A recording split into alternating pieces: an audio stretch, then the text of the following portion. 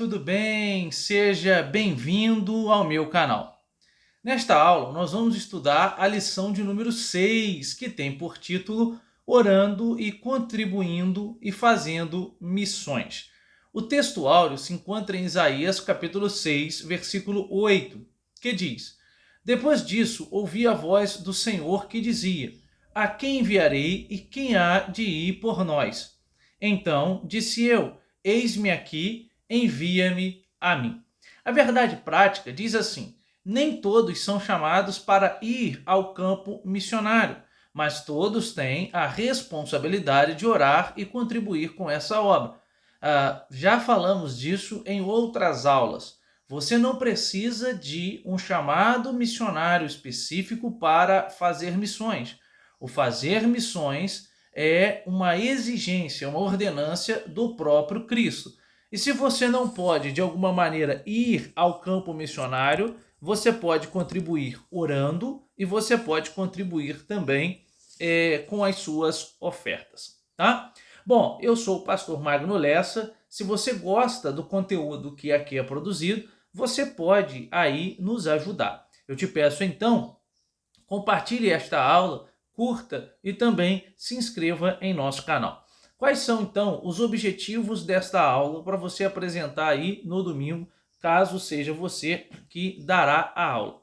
O primeiro objetivo será expressar a importância da oração pela causa de missões. Entendemos que há uma necessidade, há uma urgência na obra missionária, em fazer a obra missionária. Em segundo lugar, pontuar a bênção de contribuir para missões. E em terceiro lugar, refletir a respeito da vocação missionária. Diante disso, a palavra-chave que norteará toda a nossa lição é a palavra fazer. Bom, vamos aqui então à introdução. Na introdução, o autor da revista ele abre ela com Marcos 16:15 e Mateus 28:19, que diz o seguinte: Ide por todo o mundo, pregai o evangelho a toda criatura. Note que aqui as palavras são do próprio Jesus. Compete àqueles que abraçaram o evangelho e que aceitaram a Jesus como o único e suficiente Salvador, anunciar o evangelho para outras pessoas. E assim, vidas sejam impactadas também por este evangelho. Essa passagem bíblica e outras referências que nós conseguimos encontrar ao longo do Novo Testamento mostram que a prioridade da Igreja do Senhor Jesus é com a evangelização do mundo. Esse compromisso com o chamado a evangelização mundial exige 3 ações distintas. A primeira ação é a oração. Nós precisamos orar. Nós precisamos apresentar os missionários a Deus, precisamos apresentar a causa missionária a Deus. Precisamos falar com Deus e falamos com Deus por meio da oração. Segundo é contribuir, ou seja, ajudar financeiramente, porque o dinheiro das contribuições são enviados para campos missionários e lá os missionários serão sustentados. Nesses locais longínquos, por vezes, os missionários precisam se dedicar exclusivamente à tarefa missionária, à obra evangelizadora. E para isso, eles precisam ser ajudados. Logo, compete àqueles que são membros da igreja contribuir com as suas ofertas, com seus dízimos, para que o valor ali arrecadado, é claro, destinado ao campo missionário, abençoe esses missionários para que eles continuem fazendo a obra missionária. E em terceiro lugar, ir. Agora, esse ir no que tange a missões transculturais, ir para uma outra pátria, para uma outra nação, isso daí então é um chamado específico.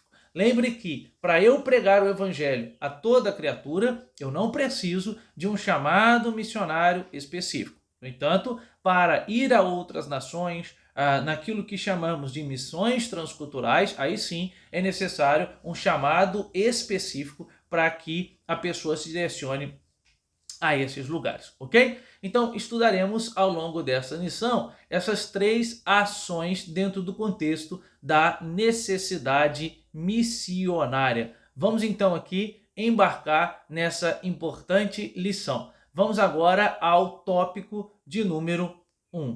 Oração pela causa de missões. A importância da oração na obra missionária. Embora considerado um grande gigante na fé, o apóstolo Paulo não dispensava as orações das igrejas, pois possuía um profundo senso de necessidade dessa disciplina espiritual. Isso aparece, sobretudo, nas cartas de Paulo. Paulo era alguém que entendia a necessidade da oração pela sua vida e a necessidade também de que ele orasse por outras vidas. Na carta, por exemplo, que o apóstolo escreve à igreja de Filipos, ele vai externar exatamente isso. Quando ele propõe àquela igreja, que ele lembra daquela igreja continuadamente em oração. Então, Paulo ora pelas igrejas, é claro que com o objetivo de pedir a Deus que sustente, que guarde, que ajude os irmãos da igreja, mas Paulo também era alguém que pede oração por sua vida. É muito interessante a gente notar como que a oração estava presente no ministério de Paulo. Lembra que antes de ser um cristão, Paulo era um judeu, e como judeu, Paulo tinha a sua prática comum e costumeira de orar, de oração. Nesse sentido, então, Paulo traz isso para o seu novo entendimento agora, a partir do momento que ele tem um encontro com Jesus ali no caminho de Damasco. Então, Paulo vai manter essa vida fervorosa de oração ao ponto de suplicar também às igrejas que façam orações por ele continuadamente, assim como ele fazia para com os irmãos daquelas igrejas. Então, desde o começo da igreja, ali na igreja primitiva, a prática da oração foi comum. Lembra que em Atos capítulo 2, a partir do versículo 42, a Bíblia diz que os discípulos perseveravam na doutrina dos apóstolos, na oração, no partir do pão, isto é, eles perseveravam na oração. E por vezes, antes deles tomarem qualquer decisão, eles consultavam a Deus. E esse consultar a Deus se dava por meio da oração. Eles oravam ao Senhor com a finalidade de Deus lhe dar direcionamento. Lembra que quando eles estavam ali na igreja de Antioquia, Barnabé e Paulo, a Bíblia diz que eles estavam orando e o Espírito então direciona-os para separar Barnabé e Paulo para a obra missionária. Então, para o apóstolo Paulo, a oração ela é uma disciplina interligada à obra missionária, de modo que uma coisa não existe sem a outra coisa, tá? E isso aparece na carta que Paulo escreve aos Efésios, no capítulo 6, versículo 18 a 20. Então, a partir disso, não podemos imaginar uma obra de missões sem pessoas comprometidas com a oração, porque a oração é o meio pelo qual Deus estabeleceu para que possamos falar com Ele. É através da oração que Deus direciona, que Deus guia os nossos passos e a gente apresenta as nossas queixas, as nossas súplicas, as nossas debilidades, as nossas dificuldades diante de Deus. Quando Paulo estava, por exemplo, enfrentando um espinho na sua carne, isso em 2 Coríntios, capítulo de número 12, o que Paulo foi fazer? Paulo foi orar, porque essa é a lógica do crente sensato. Quando a dificuldade vem, quando a dificuldade bate na sua porta, a lógica é que esse crente ore ao Senhor, é que esse crente clame a Deus, tá? Então, se você não pode ir, ou se você não tem o chamado específico para ir, para fazer missões transculturais, para sair do Brasil, da sua pátria, da sua nação, você pode sim contribuir com as suas orações. Então, nesse sentido, passamos a destacar pelo menos duas finalidades que a gente percebe da oração na obra missionária. Quais são essas duas finalidades? Então, aparece aqui no segundo subtópico do primeiro tópico. Primeira finalidade é interceder. Nós devemos orar para que as portas do Evangelho sejam abertas. Nós sabemos que ainda existem várias pessoas que não ouviram falar do Evangelho, que nem sequer ouviram falar do nome de Jesus. Ainda que pareça soar estranho aos seus ouvidos, em um mundo globalizado em que vivemos, com acesso à internet, com a proliferação do conhecimento, mas há várias pessoas que ainda não tiveram acesso ao Evangelho e ouviram falar de Jesus.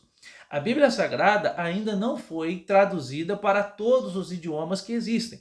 Embora seja o livro mais traduzido do mundo, ainda não foi traduzido para todos os idiomas e dialetos que existem. Então há várias pessoas que não conhecem o Evangelho. A Bíblia Sagrada então diz, Isaías, né? Como ouvirão se não há quem pregue, né? E como pregarão se ninguém se dispõe aí? Então, para que as pessoas escutem, é necessário que as pessoas, ou seja, os cristãos, estejam dispostos e dispostas a pregar. Como que alguém que nunca ouviu falar do Evangelho vai ouvir a mensagem do Evangelho se não há quem pregue? Então, Deus não incumbiu os anjos de fazer tal missão. Deus não direcionou, Deus não deu essa ordem aos anjos. Eu digo que não é meramente uma ordem, é um privilégio. É um privilégio pregar o Evangelho, é um privilégio pregar e ver vidas sendo salvas e impactadas pelo poder do Evangelho. Então, há muitos países ainda onde o evangelho é fechado, ou seja, é fechado para o evangelho. Não pode entrar a países no nosso século em que, se alguém for visto com uma Bíblia Sagrada, essa pessoa é presa e por vezes até mesmo morta, porque não pode entrar, sobretudo países árabes, países ali do Oriente, onde o evangelho é extremamente proibido. E como que essas pessoas vão ouvir o evangelho? Elas vão ouvir através de outros corajosos e corajosas que vão lá pregar o evangelho com estratégias missionárias.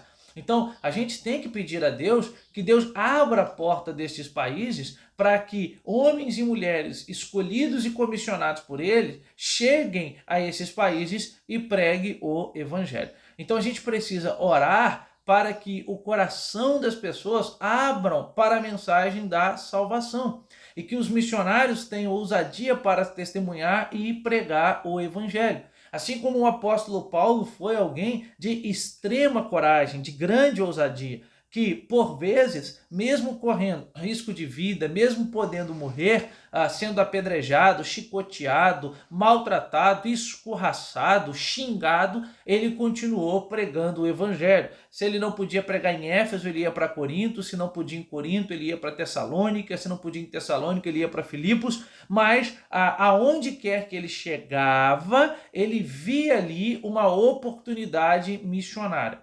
E Paulo, ele tinha uma estratégia missionária interessante. Geralmente, Paulo procurava os grandes centros, as cidades maiores, né, para que o evangelho pudesse proliferar de maneira mais rápida, já que naquela época as cidades como Éfeso, como Corinto, eram cidades que recebiam um grande número de pessoas, e isso favorecia com que pessoas de civilizações, etnias e raças diferentes tivessem acesso ao evangelho. Então nós devemos interceder pela proteção e segurança deles diante dos perigos que eles enfrentam.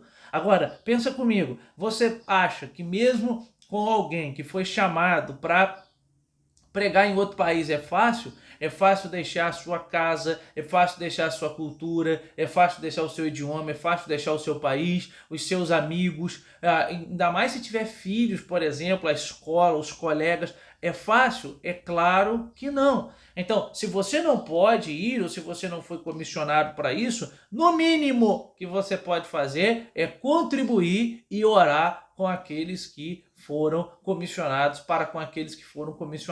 para isso, tá? Bom, existe ainda outros motivos aqui para a gente interceder, para que o missionário seja aceito ali naquela comunidade, às vezes em sociedades tribais naquela tribo. Se um missionário, por exemplo, em uma sociedade tribal, ele consegue ganhar o chefe da tribo, meu Deus do céu, né? Já é um grande passo para que a tribo se converta, tá? A gente também deve orar para que eles recebam direção da parte de Deus, que haja refrigério para o coração deles, na esfera física, na esfera emocional e na esfera espiritual. Tem muitos missionários que vão para esses países e sofrem perseguição. Tem missionários agora sendo perseguidos só porque estão pregando o evangelho. Então, assim, entenderam que deveriam fazer alguma coisa e estão fazendo. Que você e eu possamos cobrir esses missionários e missionárias com as nossas orações, rogando a Deus que Deus os guarde, que Deus os proteja e que Deus os ajude. Amém? Bom, terceiro subtópico, despertar a igreja para a obra missionária.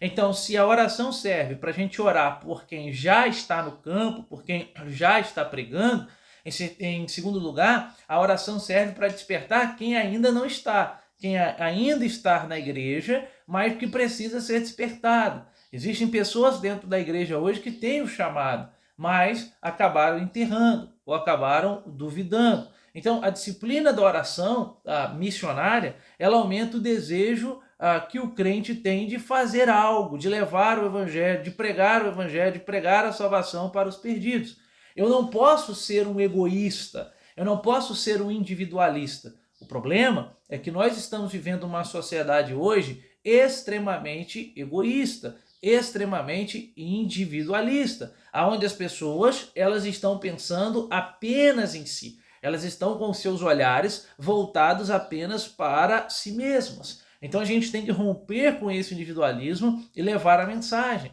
porque um dia nós fomos resgatados, um dia Jesus tocou-nos por intermédio da ação do seu Espírito e nos convenceu do nosso pecado, nos convenceu do juízo de Deus que viria sobre nós, e agora a gente deve ser um continuador dessa obra e levar essa obra adiante, tá? Então, oremos para que Deus desperte, porque Deus desperta, Deus toca para que essas pessoas sejam comissionadas, chamadas, vocacionadas à obra missionária. Então, nesse aspecto, é interessante destacar que os mesmos crentes que deveriam orar por ceifeiros em Mateus 9, 35 a 38, são os que foram enviados por Jesus para a ceifa.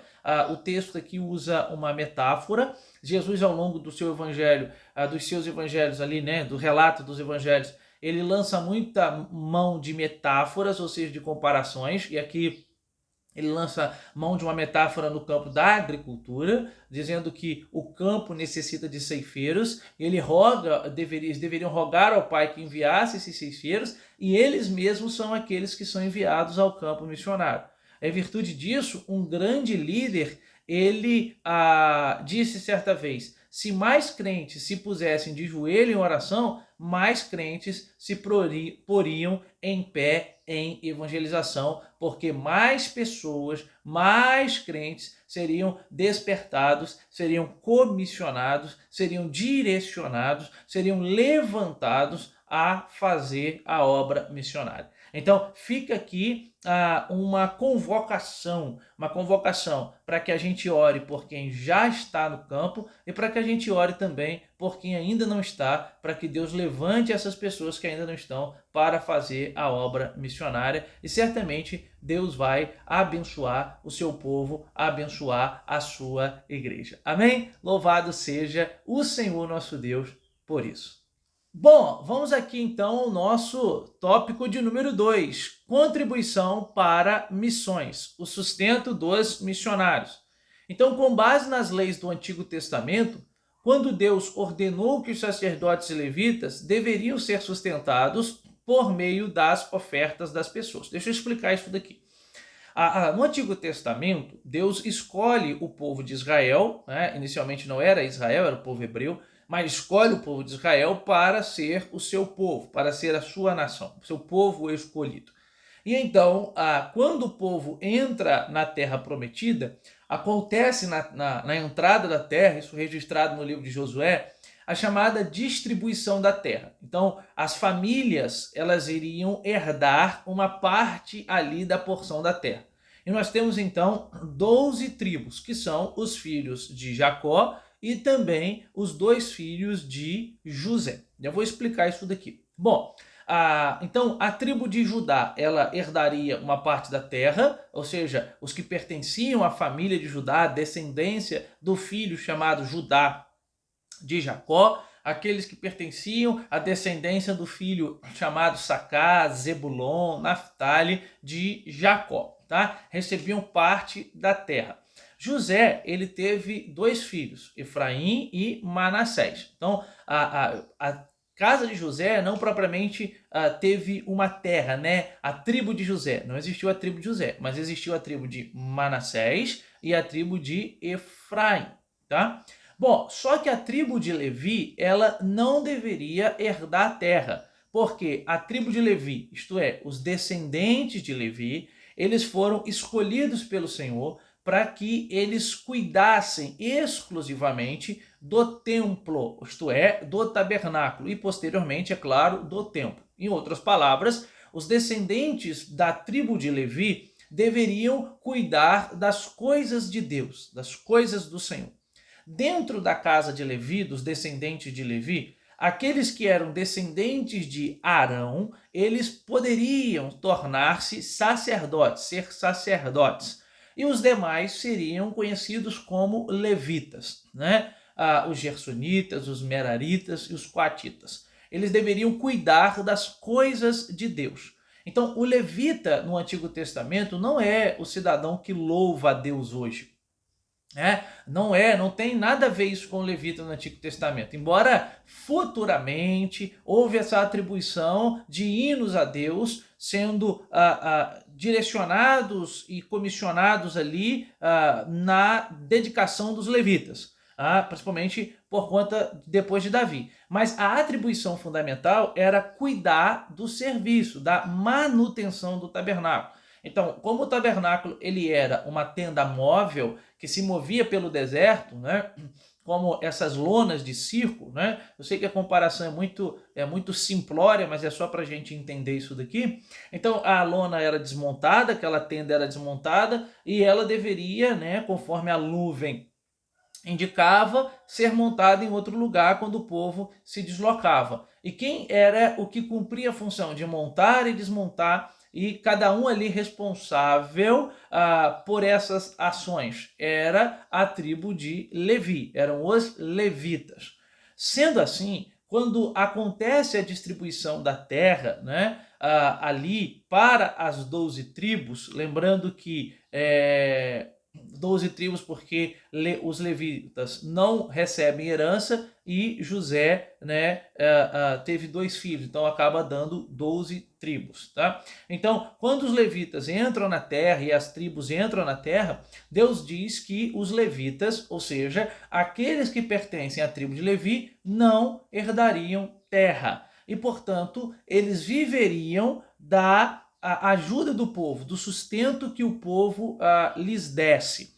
Eles teriam algumas cidades para residir, tá?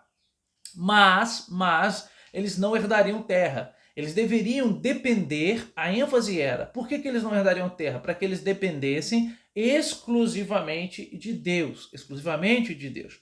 Então, quando o sacrifício era apresentado no tabernáculo, né, nem todo sacrifício isso poderia fazer, havia sacrifícios que deveriam ser queimados na sua totalidade, mas a sua grande maioria, uma parte era tirada para o sacerdote, para o levita, para a sua alimentação, para que eles pudessem se sustentar. Então, eles não recebiam terra e Deus ordena que o povo os sustente, e eles deveriam depender exclusivamente de Deus. Tá? Então, posteriormente, o apóstolo Paulo, quando escreve a sua carta aos Coríntios, inclusive aqui eu falando da primeira carta, Paulo diz assim: assim ordenou também o Senhor aos que pregam o evangelho que vivam do evangelho. Então, Paulo não vê problema em alguém que prega o evangelho viver do evangelho, ou seja, receba, ganhe uma ajuda. Paulo não vê problema nisso. Pastor Magno, mas Paulo, quando estava em Corinto, trabalhava. Paulo trabalhava fazendo tendas, porque em Corinto Paulo entendeu uma necessidade. Ele faz aquilo propositalmente, porque eles não queriam que os membros da igreja de Corinto tivessem uma visão distorcida dele. Então ali ele vai trabalhar com tendas, mas ele não quer dizer que aquele que trabalha no evangelho não possa receber do evangelho. Pelo contrário, o obreiro ele é digno do seu salário. Então, o obreiro ele pode ser ajudado, ele pode receber uma ajuda, né? Embora a expressão que usa não é a expressão salário, é côngrua, né? Mas o obreiro pode receber uma ajuda. Agora você pensa comigo, alguém que está no campo missionário, alguém que está pregando, ele precisa ser ajudado, precisa receber, senão ele vai ter que trabalhar secularmente, digamos assim. E isso vai diminuir o seu tempo de se dedicar exclusivamente à obra de Deus. Então, quando ele faz para o evangelho, não quer dizer que ele não está trabalhando, né? É trabalho também. E aí Paulo diz que ele é digno do seu salário. Então, o nosso Senhor ainda ensinou acerca desse princípio no evangelho de Mateus. E em Filipenses capítulo 4, versículo 10 ou 20, nós encontramos ensinamentos importantes acerca do modo como os primeiros missionários eles recebiam ajuda financeira. Paulo levantava ajuda para eles, inclusive a igreja de Filipos, o texto sagrado diz, na sua extrema pobreza, ofertou, ajudou, direcionou, deu oferta ao apóstolo Paulo para que ele pudesse pregar o evangelho. Por quê? Porque quando ele deixa a cidade de Filipos, a Bíblia diz que Paulo vai para a cidade de Tessalônica e lá Paulo precisava de apoio financeiro. E quem deu esse apoio financeiro e material para o apóstolo foram os irmãos de Filipos. Filipenses capítulo 4, versículo 16. Então, o obreiro, o pastor, eles são, sim, dignos de seu salário. E o missionário também. Bom, segundo subtópico, contribuir para missões é juntar tesouros, no plural, no céu. Em Mateus 6, 20, lemos: mas ajuntais tesouros do céu, onde nem a traça, nem a ferrugem consome, e onde os ladrões não minam, nem roubam. Esse versículo revela um contexto de que domina o coração do ser humano, o tesouro do céu ou o tesouro da terra. Nesse sentido, podemos afirmar que quem financia a obra missionária está ajuntando tesouros no céu, porque entendeu a beleza da obra missionária e o quão gratificante fazer a obra missionária deve ser para quem faz e o quanto Deus é louvado com a atitude missionária. Logo assim, nós temos que aquele que assim faz ajunta tesouros no céu, tá? Pois essa atitude é uma atitude que tem um reconhecimento na eternidade. Eu sei que às vezes a gente espera reconhecimento terreno, a gente espera reconhecimento humano, a gente espera aplausos terrenos, a gente espera aplausos humanos, mas a gente precisa ter a consciência aqui que a nossa retribuição vem dos céus, tá? Aonde de fato nós conseguiremos e seremos reconhecidos. Agora, não quer dizer que a gente faça para ser reconhecido, porque se eu faço a obra missionária para ser reconhecido, eu não estou muito diferente da atitude dos fariseus, que na época de Jesus, inclusive, foram chamados de hipócritas devido à intenção do coração deles. Faziam só porque queriam aparecer. Por isso, somos convidados a ser participantes na cooperação financeira do anúncio do evangelho, como os irmãos de Filipos também foram. Tá? Bom, em terceiro lugar aqui, contribuir para a missão é um grande privilégio. Não há privilégio maior do que saber que o dinheiro que nós estamos ofertando, que a ajuda que estamos dando, está sendo empregada na obra missionária, aonde vidas estão sendo salvas para a glória de Deus, aonde pessoas estão sendo alimentadas para a glória de Deus.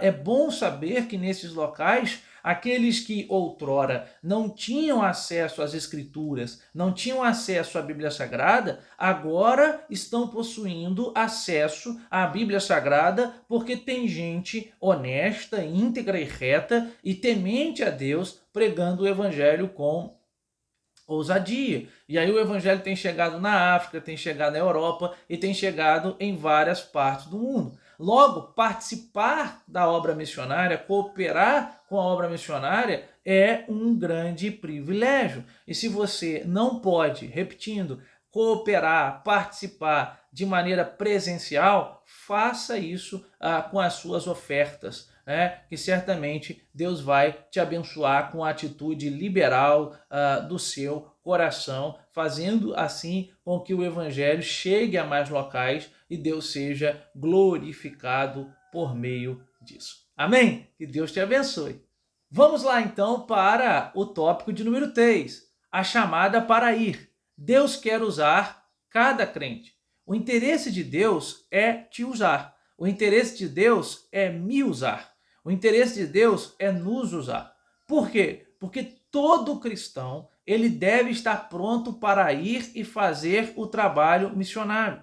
Ele deve estar pronto para levar as boas novas de salvação aos moradores do campo, aos moradores da cidade, aos estudantes, às donas de casa, os órfãos, viúvas, liberais, deficientes físicos, enfim, a todas as pessoas. Deus, então, ele quer nos usar aonde eu estou. Uma vez eu ouvi uma frase que resume muito bem aqui esse tópico, que é a missão está aonde você está. Aonde você está, ali será o seu campo missionário. Então, o seu trabalho é o seu campo missionário. A sua escola é o seu campo missionário. A sua faculdade é o seu campo missionário. A missão está aonde você está. Você está ali para que Deus seja glorificado por intermédio da sua vida. Então, Deus deseja te usar nos presídios, nas vilas, nas cidades, nos campos, nos becos, nos valados, nas tribos indígenas, em eventos em massa, em eventos individuais, não importa, em culto aos ar livres, dentro da igreja, numa distribuição de folhetos, não importa. Aonde você estiver, você precisa ser aquilo que Jesus disse, sal da terra. Você precisa apresentar o evangelho, você precisa ser luz do mundo. E certamente, se você assim o fizer, Deus será louvado pela sua vida. Há uma frase que alguns atribuem a Francisco de Assis, outros a John Wesley, mas a frase é a seguinte: pregue o evangelho 24 horas por dia. Se necessário for, use palavras. A maior pregação do evangelho se dá por intermédio de nosso testemunho. A maior pregação do evangelho se dá por intermédio da nossa vida. A nossa vida tem que ser um livro aberto onde as pessoas possam ler a Cristo em nós. Se eu não me engano, foi Moody que disse certa vez, de 100 pessoas, 99 lerão o cristão e uma lerá a Bíblia. As pessoas irão à Bíblia, muitas das vezes, através do seu testemunho. As pessoas desejarão Cristo através do seu testemunho. E através do seu testemunho, Deus tocará nestas pessoas por intermédio da ação de convencimento do Espírito Santo, e essas vidas serão salvas para a glória de Deus. Então, para pregar o evangelho, Deus não enviou os anjos, mas Deus quer usar homens e mulheres de carne e osso, que falham, que erram, que pecam, mas esse é um privilégio que você tem, que eu tenho, esse é um privilégio que Deus nos deu, o privilégio de pregar o evangelho. Todavia, há um preço, ou seja, a obediência à chamada missionária. Logo, o segundo subtópico do tópico 3, a chamada missionária. Então, nas Escrituras, vemos que Deus chama as pessoas para uma grande obra. O profeta Isaías, por exemplo, ele foi chamado por Deus enquanto ele estava tendo aquela experiência de ver o Senhor no alto e sublime trono, né, uma espécie de culto acontecendo no santuário celestial, onde Deus estava sendo ali adorado pelos serafins. O profeta Jeremias recebeu o seu chamado antes do seu nascimento. Jonas recebeu o seu chamado, embora ele resistisse, embora ele não quisesse, né? Embora ele fosse absurdamente resistente, mas ele recebeu o chamado para ir e pregar na cidade de Nínive. E embora ele não quisesse a conversão, né, dos ninivitas, eles se arrependeram, eles mudaram ali as suas atitudes. Uma vez eu ouvi uma frase que Jonas foi um missionário bem-sucedido que fracassou. Fracassou no seu ponto de vista, que ele queria exatamente o contrário do que aconteceu. O Senhor Jesus chamou seus discípulos quando a maioria deles ainda exercia uma tarefa profissional, né? Então, o apóstolo Paulo foi chamado enquanto viajava para Damasco. Assim, podemos perceber que não existe um único padrão de chamada missionária. Deus pode chamar alguém enviando um profeta na casa dessa pessoa. Deus pode chamar alguém dando um sonho profético e missionário para ela. Deus pode chamar alguém no culto, quando a mensagem é pregada e aquela pessoa entende que Deus está falando com ela e Deus está direcionando e comissionando a ela. Então Deus tem os seus métodos e meios de se achegar a nós e falar conosco, tá? Mas é de suma importância que você reconheça a chamada de Deus para o anúncio do evangelho e para a propagação do reino de Deus na terra. Guarde em seu coração, é um grandiosíssimo privilégio pregar o evangelho, ser o ministro do evangelho de nosso Senhor Jesus Cristo, ok? Terceiro subtópico, caráter e testemunho na obra missionária. Além de ser chamado por Deus, é preciso fazer a diferença no cumprimento do ID de Jesus. Note a expressão, vós sois o sal da terra. Essa sentença nos remete ao caráter cristão, pois carrega o sentido de trazer sabor, marcando a vida das pessoas por meio das nossas. O cristão, ele precisa ter um caráter ilibado.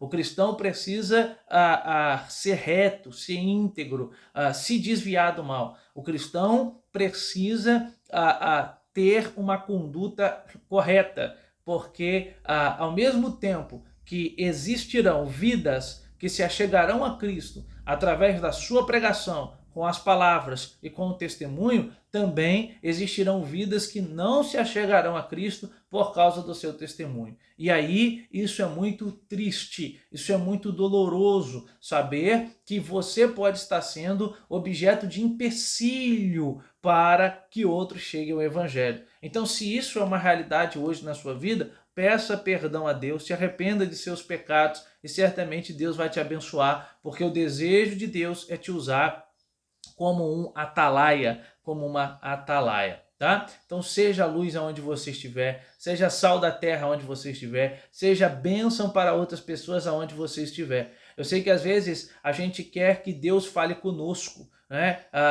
E que Deus use pessoas para nos abençoar. Mas às vezes Deus quer nos usar para abençoar pessoas. Você foi chamado para ser luz em meio às trevas. E vivemos dias maus, vivemos dias caóticos, vivemos dias tristes, vivemos dias nebulosos, dias complicados, mas Deus te chamou para ser luz em meio à escuridão. Subtópico 4, o perfil do vocacionado. Podemos dizer que há um conjunto de competências necessárias ao desempenho do chamado missionário. Vamos aqui então ver quais são essas competências necessárias. Primeiro, ser escolhido por Deus. Atos 9:15, quando conta ali, né, que Paulo, o apóstolo Paulo, foi escolhido por Deus. Lembra que Ananias, que era o profeta daquela região ali de Damasco, teve dúvida quanto a quem Paulo estava escolhendo e por algum tempo resistiu, querendo impedir até mesmo que Deus escolhesse Paulo. E Deus diz, Deus diz Ananias, ele para mim é um vaso escolhido. Então, uma das primeiras características é ser chamado, é ser escolhido por Deus. A segunda é não ser neófito, ou seja, não ser novo na fé. Né? Não está apenas no leite, já está comendo comida sólida, porque aquele que começa na fé, ele não está preparado para tomar algumas pancadas ainda ali na trajetória cristã. Então ele tem que ser moldado, ela tem que ser moldada, tem que ser trabalhada para que possa criar resistência, para que possa amadurecer e então fazer a obra missionária. Terceiro lugar, Atos 1:8, ser cheio do Espírito Santo. A Bíblia diz em Atos que o Espírito desceu sobre os discípulos e as pessoas que no cenáculo estavam, com o objetivo de revesti-las de poder para que elas tivessem a condição de testemunhar. Então, nesse sentido, o Espírito é extremamente fundamental, estudamos em uma outra aula, para a obra missionária. O Espírito motiva, dá coragem no ato de fazer missões, ser aprovado nas tarefas locais, né? Demonstrar como alguém de uma conduta reta, íntegra, ilibada, está preparado espiritualmente. Precisa, porque vai enfrentar desafios espirituais, vai enfrentar tentação, levantes de Satanás, porque o inimigo não quer que o evangelho prospere, o inimigo não quer que o evangelho avance. Preparado intelectualmente, é necessário fazer um curso teológico. Como que você vai pregar se você não conhece a Bíblia Sagrada, se você não conhece a respeito de Jesus? E eu não estou falando só de conhecimento experiencial, não, empírico, não. Eu estou falando também de conhecimento teórico. Você vai se deparar com outras religiões que vão questionar se você está certo mesmo. Você precisa ter subsídio para defender, para argumentar a respeito da sua fé. E para isso você precisa de preparo intelectual, preparo psicológico também, né? Ter o emocional aí muito bom, e também transculturalmente, se você vai para outra cultura, você tem que saber as características dessa cultura, o idioma, para que lá você pregue. Além de testados, cumpridores dos pré-requisitos acima, dependendo de Deus e preservados nele, sempre dependendo de Deus, sempre dependendo de Deus. Se Deus não for conosco, nós não poderemos, nós não faremos nada. Vamos aqui então para a nossa conclusão. Nosso propósito é que, a partir desta lição, cada aluno tome uma atitude de fé e se comprometa com a obra missionária, que se coloque à disposição para se dedicar ao menos em uma modalidade da obra missionária: orar, contribuir ou ir. A Igreja de Cristo tem a incumbência divina de perseverar na proclamação da mensagem de salvação a toda criatura. É tempo de salvação e Deus conta conosco para expandir o seu reino no mundo. Deus conta com você, Deus conta comigo. Amém? Estamos então, assim, chegando ao final da nossa aula. Eu espero que você tenha gostado da aula e, se foi bom para você e te ajudou, nos ajude também compartilhando este vídeo, curtindo e se inscrevendo em nosso canal. Que Deus te abençoe e até a nossa próxima aula.